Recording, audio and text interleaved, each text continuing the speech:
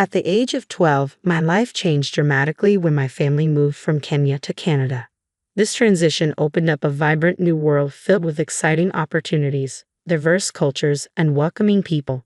My father's success as a businessman ensured we enjoyed a comfortable lifestyle, making it easier to adapt to our new surroundings. During high school, I met Russell, the person who would later become my husband. Our relationship had its share of ups and downs over the years, but by the time I turned 22, we decided to take the leap and get married. I was ecstatic, envisioning a future filled with love and happiness. However, one significant hurdle lay ahead: Russell's mother, Doris, who was openly opposed to our marriage plans. I couldn't shake the feeling that her objections were partly rooted in my Kenyan heritage. Doris often made subtle, unsettling comments that left me feeling unwelcome. In contrast, Russell remained unfazed by the tension. He cherished our relationship and valued me for who I was rather than my background. Despite his mother's disapproval, he consistently affirmed his commitment to us. Our wedding day was emotionally complex. While I was thrilled to marry Russell, the shadow of Doris's disapproval loomed over us.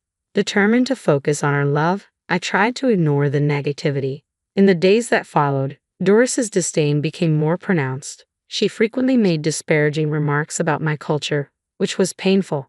Despite my desire for a harmonious relationship with her, it seemed increasingly unattainable. Russell attempted to bridge the gap between us, promising to address the issues with his mother. Torn between his love for both Doris and me, he did his best to mediate, but the atmosphere remained tense. Doris's continuous jabs and intrusive questions about my background were disheartening and began to take a toll on my mental health. Despite these challenges, Russell and I focused on building our life together, moving into our own place, and pursuing our careers. However, Doris's persistent disapproval cast a shadow over our happiness, leading to a point where her remarks became unbearable. I had always prided myself on staying calm and treating everyone with kindness, but eventually Doris's hurtful comments pushed me too far. In a moment of frustration, I raised my voice for the first time. "Doris, I've truly had enough of your incessant comments. They're tiresome." "Oh, I'm just expressing my opinions. There's no need for you to be so defensive," she replied. "It feels like you're relentlessly targeting me because of my background. I deserve the same respect as anyone else. I'm not trying to offend, but you seem overly sensitive about everything." "This isn't about sensitivity, it's about respect. I am your daughter-in-law and should be treated with kindness and understanding. Perhaps if you tried to fit in a bit more, I wouldn't need to make these remarks." "Fit in? I've been part of this community for years. This is my home, too. I shouldn't have to alter who I am just to appease you. And just so you know, I never sought your permission to marry your son, nor did I wish for it. I know you had different plans for him." "That's unfair. We love each other, and that should matter to you. If only you were from a more traditional background, perhaps I'd be more accepting." "I don't need your acceptance. I take immense pride in my heritage and refuse to let you belittle me for it. Your prejudice is your burden to bear." "Well, maybe things would have been simpler if you'd married someone from your own culture." "That's irrelevant. We are married, and you need to accept that. Your ongoing disapproval is causing us pain, and I won't allow you to dampen our happiness." "I never expected you to speak to me like this. Why are you being so aggressive?" "Perhaps you never anticipated that I would stand up for myself. I'm done trying to please you. If this is how you feel, it might be best for us to keep our distance." "That suits me just fine," she replied. "I deserve to be surrounded by people who respect and appreciate me for who I am." "You're being unreasonable." "No, I'm simply tired of being mistreated. I'm part of your family now, whether you like it or not, and it's time you start treating me that way. If you can't manage that, then maybe it's better for us to maintain some space." "Suit yourself," she said coldly. "I will, and I hope you take some time to reflect on how your actions affect your relationship with your son," I retorted, deciding it was time to leave. "Perhaps when you're ready to treat me with the respect I deserve, we can talk again. Until then, take care." I left the room, feeling a tumultuous mix of anger and sadness. Confronting Doris had been difficult, but standing up for myself was necessary. From that moment, I knew our relationship might be irreparably damaged. Yet I felt confident in my decision. I deserved respect and would no longer tolerate subtle jabs or hurtful comments. My focus had to remain on my marriage and building the joyful life with Russell, regardless of Doris's disapproval. When I shared the details of our confrontation with Russell, he surprised me with his unwavering support. He even told his mother that she needed to treat me with respect. However, the situation escalated dramatically when Doris threatened to disown him, shocking both of us. I could see the pain in Russell's eyes. His mother's willingness to cut him off for defending his wife was heartbreaking. Yet this difficult situation helped us realize something crucial. We didn't need toxic people in our lives, even if they were family. We deserve love and respect, and if someone couldn't provide that, they didn't deserve a place in our lives. As hard as it was to witness Doris's behavior, it served as a wake-up call for Russell. He began to understand that his mother's negativity and disapproval were holding him back from true happiness. It was time for him to move beyond the toxicity and build a life with me based on love and mutual understanding. Months passed since Doris cut ties with us. Although Russell was deeply affected by his mother's decision, he still missed her despite everything she had said and done. I want to support him in finding closure, hoping to pave the way for potential reconciliation. I planned a dinner date at Russell's favorite restaurant, hoping it would bring him some comfort and perhaps signal a new beginning for us. When we arrived and I gave my name, the host looked puzzled and informed me that my name was on the blacklist. I was taken aback. Russell and I had always been regular patrons. Confused and eager to clear up this misunderstanding, I requested to speak with the manager. To our astonishment, the manager emerged, revealing herself to be none other than Doris. During the months we hadn't seen her, she had taken on a new role. Managing this very restaurant, Applebee's, our favorite spot, it felt too calculated to be a mere coincidence, and a wave of shock and disbelief washed over me at her pettiness. Well, what do we have here?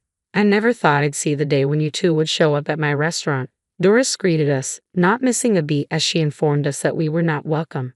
Russell's frustration bubbled over, and he began to raise his voice, drawing the attention of other diners. I felt torn, wanting to support him while also trying to prevent the situation from escalating further. Doris, we didn't come here to cause trouble.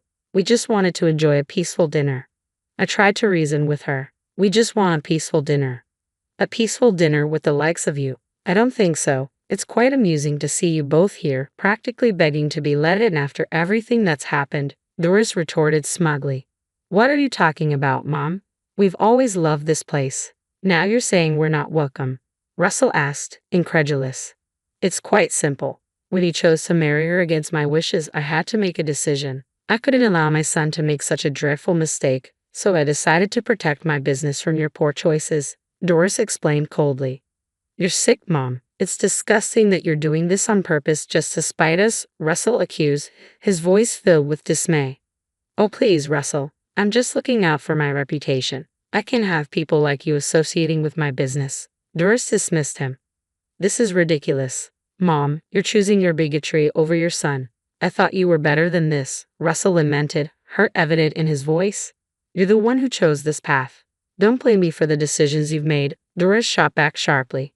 As she spoke, all eyes in the restaurant were fixed on us, casting an uncomfortable spotlight on the confrontation. It was deeply embarrassing to be escorted out of Applebee's, a place we had once enjoyed so freely. Let's just leave. Arguing won't change her mind, I suggested quietly, eager to escape the escalating tension. You're right, Janice. It's not worth it, Russell replied, disappointment etched on his face. And don't come back. No one wants you here, Doris called after us, her voice dripping with disdain. Once outside, we wandered aimlessly down the street. Russell was clearly upset, so I encouraged him to open up about his feelings, especially regarding Applebee's. Let it all out, Russell. How are you really feeling? I know this place meant more to you than just a restaurant. Applebee's was where my dad and I bonded. We'd sit by the window, order our favorite meals, and just talk for hours about everything. It's where we connected, he explained, his voice heavy with loss. That sounds so meaningful, and I can't believe Doris would use it to hurt you like this. Especially knowing how much those moments with your dad meant to you. It's just so unfair. She knows how special Applebee's is to me, and yet she chose to use it against us just because she doesn't approve of our marriage. You deserve so much better than this, Russell. I wish I could fix this. It's awful to see someone trying to dismantle what we have. I always thought family was meant to support each other, not tear one another apart, Russell said, frustration etched on his face. It's tough to make sense of why she acts this way. but sometimes people let their biases get the best of them. We might not be able to change that, but we can choose how we respond. I reassured him. You're right. I'm done letting her negativity affect us. What matters is that we have each other. Exactly. We'll face this together. And actually, I have some news that might brighten your day a bit, I said, trying to shift the mood. What's that? He asked, curiosity piqued despite the somber atmosphere.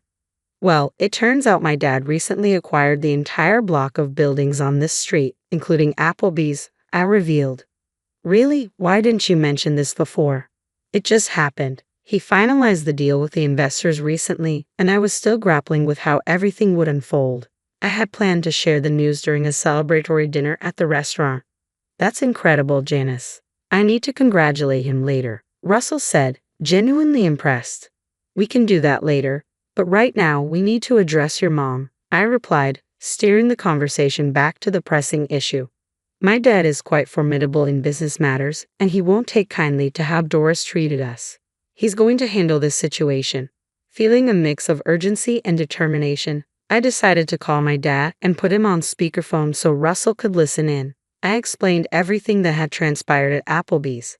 My dad was upset by the news. I knew Doris wasn't fond of you, but to kick you out of a restaurant, that's a new low. I'm sorry I hadn't reviewed the documents sooner. I only just received the title deeds for this property and hadn't had the chance to evaluate all the managers yet. But rest assured, I'll take care of this immediately. Don't worry at all. Give me 20 minutes and I'll be there to sort this out personally, he assured us. Hearing my dad's determined words brought me a sense of relief, though it was tinged with concern about what might unfold next. I knew my dad was more than capable of handling the situation, but I hoped it wouldn't escalate into something messier. He wasn't someone to be trifled with, especially in business, and he firmly believed in treating customers with fairness and compassion. So Russell and I waited nervously outside Applebee's, trusting that my dad would resolve the issue appropriately. We weren't exactly sure what he planned to do, but we believed in his judgment. Moments later, my dad arrived, walking with a confident stride that suggested he was ready to take on whatever needed to be done. As he entered, he called out for Doris, his voice carrying enough weight for everyone inside to hear. The tension in the restaurant was palpable as heads turned to watch the unfolding scene. Doris stepped forward, visibly annoyed by the interruption. She probably thought she could dismiss my father just as easily as she had dismissed us. But he wasn't one to be brushed aside lightly. He raised an eyebrow at her and began with a tone of faux concern. Doris, my dear, it seems you haven't been keeping up with the latest developments. Did they forget to inform you about the new owner of the 2nd Green Avenue complex? Doris appeared visibly shaken, clearly caught off guard by this unexpected turn of events. What are you talking about? Who is it? She stammered, confusion lacing her voice. My dad couldn't suppress a small knowing smile. Well, that would be me. I'm the new owner, and I must say, I've been here for less than a week and I'm already receiving troubling complaints about your management. Doris's complexion turned a shade paler as the reality of her predicament sank in. I didn't know that, she muttered, flustered. Well, perhaps if you had checked your emails or paid closer attention to what's happening around you, you might have known. But it's too late for apologies now, my dad replied with a chuckle. It was satisfying to see Doris on the receiving end of the treatment she had dished out to us. Russell, who had been quietly seething by my side, stepped forward with resolve. You had no right to treat us, or anyone, the way you did, especially Janice. We've always known you harbored ill will, but as someone in charge of a public establishment, you should have been the first to understand that discrimination based on personal prejudices is unacceptable. You've clearly violated that principle, and I don't think you're fit to manage this place. Now, desperate, Doris pleaded. Wait, I'm sorry. I pointed out to Doris, even if you didn't know he was the owner, you should have treated all customers fairly without letting your personal biases interfere. Please, let's discuss this privately. Doris attempted to salvage the situation. There's no need, my dad interjected, his voice ringing loud enough for everyone to hear. I think everyone here would be interested to know that the person managing Applebee's, who allowed her racism to interfere with her professional duties, is no longer part of the staff. The murmurs in the restaurant grew louder, fueled by the unfolding drama. Doris, utterly embarrassed, could only stand in silence as the reality of her actions sank in. Russell and I watched, relieved that justice was being served. We felt a surge of relief and triumph, finally receiving some reparation after enduring Doris's harsh treatment for so long. My dad decisively handled the situation, warning her that he would call security to escort her out if she didn't leave voluntarily. Embarrassed and on the brink of tears, Doris began her walk of shame out of the restaurant. As she made her exit, the mood in the room instantly lifted. People began to clap and cheer, celebrating her departure. A profound sense of relief washed over me. Russell and I immediately went over to my dad, giving him a big hug to thank him for his decisive intervention. "You're the best, Dad," I said with a smile. He chuckled, giving us both a reassuring pat on the back. "It was my pleasure, my dear. I couldn't stand by and watch you two suffer because of her." Dad excused himself to check on the kitchen staff and find the next in command to appoint as the acting manager in the wake of the upheaval. He returned shortly after, explaining that he had important business matters to finalize, including formally terminating Doris and organizing the paperwork for the new acting manager. "Okay, my work here is done for now. You two enjoy your meal in the house," he said, signaling for us to take a seat and relax. As we settled down at a table, a whirlwind of emotions enveloped me. I was still processing how swiftly everything had escalated. Above all, I felt incredibly grateful for my dad's support and the strength he provided during this challenging time. It was comforting to know that no matter what happened, we had someone on our side, ready to step in when needed.